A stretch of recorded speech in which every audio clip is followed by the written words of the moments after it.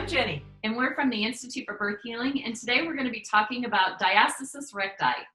Diastasis Recti? Potato, potato. It's all the same. It doesn't matter how you say it. No, it's all the same. What is it, Jenny? Diastasis recti is when the rectus abdominis, that's our 6-pack or 8-pack ab. That not many people see. We all have it, but we can't actually see it, right? Yeah. So the rectus abdominis separates and it winds up looking like this. So if you see on this side of the page, the Linea Alba, this is called the Linea Alba. It's a connective tissue where the rectus abdominis comes in and attaches the right side and the left side come in attached to that connective tissue. And then when we're pregnant, it becomes stretched and elongated and doesn't come back to its original position. After the baby's out. After the baby's out, correct. So pregnancy can cause it. Working out wrong. Yes, weightlifting. Some weightlifters have this. My son actually has this right now. Does he? From working out too much? From lifting heavy weights and not actually using his core correctly. So that's what's important, is being able to use our core. Or obesity. Yeah. Well, and men can have it too, right? If men that have the big, we call them beer bellies, but they can develop a diastasis because it's stretching out the tissue there. Yeah. And it's just that excessive strain on the abdominal wall that can cause these muscles to just kind of separate apart. Exactly. Yeah. Yeah. So what's really important is learning how to use our intrinsic core. So we have an extrinsic core, intrinsic core. The intrinsic core is made up of our respiratory diaphragm, the pelvic floor muscles, the deepest abdominal muscle called the transversus abdominis, and then a back muscle called the multifida, which not many people hear of that. Yeah. But those 4 muscles, if they aren't functioning correctly, if one of them's not functioning correctly, something else has to take over. And then it causes this imbalance in the intrinsic core, and we're not capable of using the core correctly to do life tasks. Lifting our babies. Yes, especially lifting our baby, or just lifting our babies and doing a task with the other arm. Right, yes, lifting the laundry basket, lifting anything really. But it's all about managing the intra-abdominal pressures. Yep. And too much pressure is going forward, so we need to help manage those pressures with that intrinsic core you're talking about. But there's so many things that tie into that intrinsic core that can influence it. Tight shoulders, tight hips. It really is, when you're addressing diastasis, you got to look at the whole body. It's not just this area right here that's the problem. So I find when you are addressing diastasis,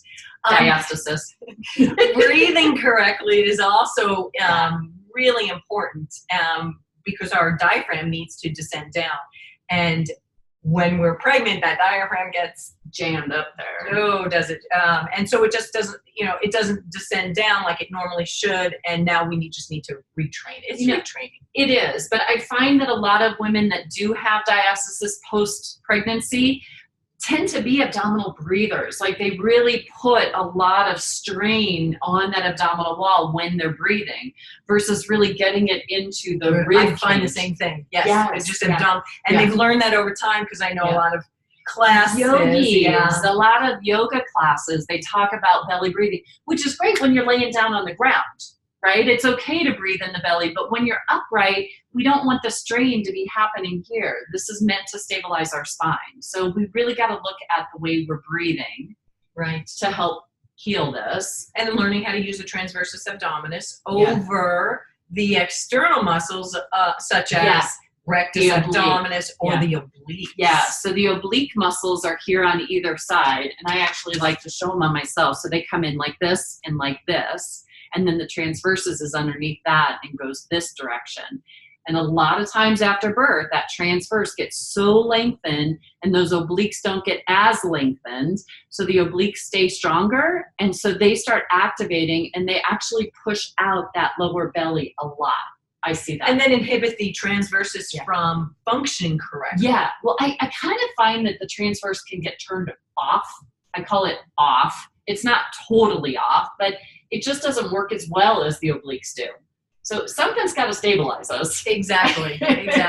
And learning how to use that whole inner core, the breath, the transversus abdominis, the pelvic floor. Yeah. And we know the pelvic floor can get really turned off after a birth. after being pregnant. Which you would think it would be, sometimes it can be overstimulated and be really tight. But yet sometimes it's just not functioning.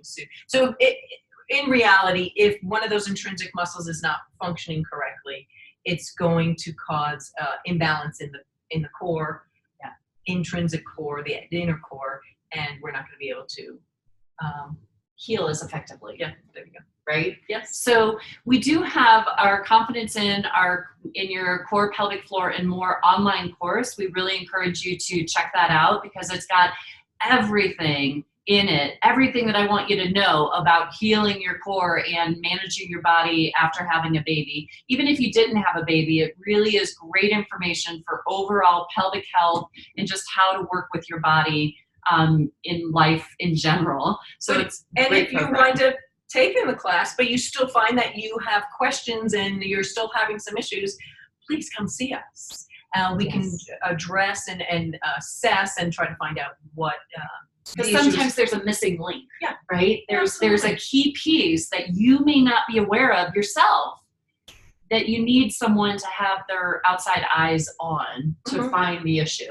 Right? Exactly. Not everybody fits in a box, so everybody's individual. And that's where a session with Jeni or I can really help in getting you back on the road to getting your core activating really well. We know how to do intravaginal work in a way that really helps to get those pelvic floor muscles turned back on and working and functioning really well. And coordinated with the transverse abdominis and the whole breathing and everything. Yeah. Right? So if you need extra help, we would love to see you. Absolutely. Come see us. Come on in. We'd love to help you out. All right. Thanks for listening in. Take care, everybody.